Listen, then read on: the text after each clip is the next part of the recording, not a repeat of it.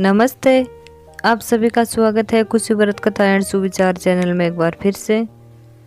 आज मैं आपको कार्तिक महीने की शुक्ल पक्ष एकादशी देव उठनी एकादशी की कहानी सुना रही हूँ।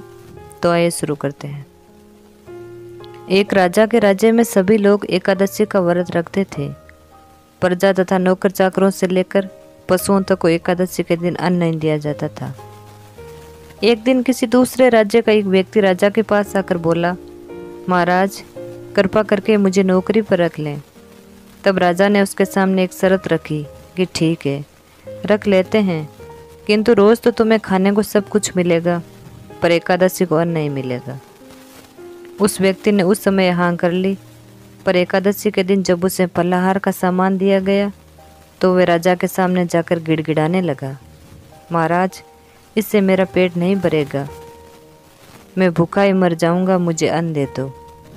राजा ने उसे शरत की बात याद दिलाई, पर वह अन्न छोड़ने को राजी नहीं हुआ। तब राजा ने उसे आटा, दाल, चावल आदि दिए। वह नित्य की तरह नदी पर पहुंचा और स्नान कर भोजन पकाने लगा।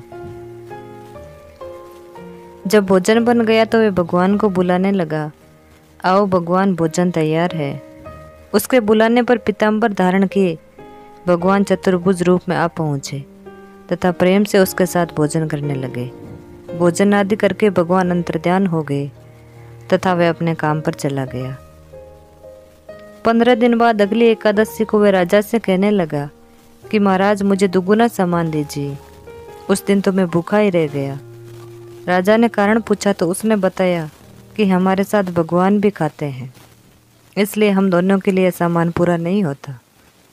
यह सुनकर राजा को बड़ा आश्चर्य हुआ। वह बोला, मैं नहीं मान सकता कि भगवान तुम्हारे साथ खाते हैं। मैं तो इतना व्रत रखता हूँ, पूजा करता हूँ, पर भगवान ने मुझे कभी दर्शन नहीं दिए। राजा की बात सुनकर वह बोला, महाराज यदि विश्वास न हो तो साथ चलकर देख ले।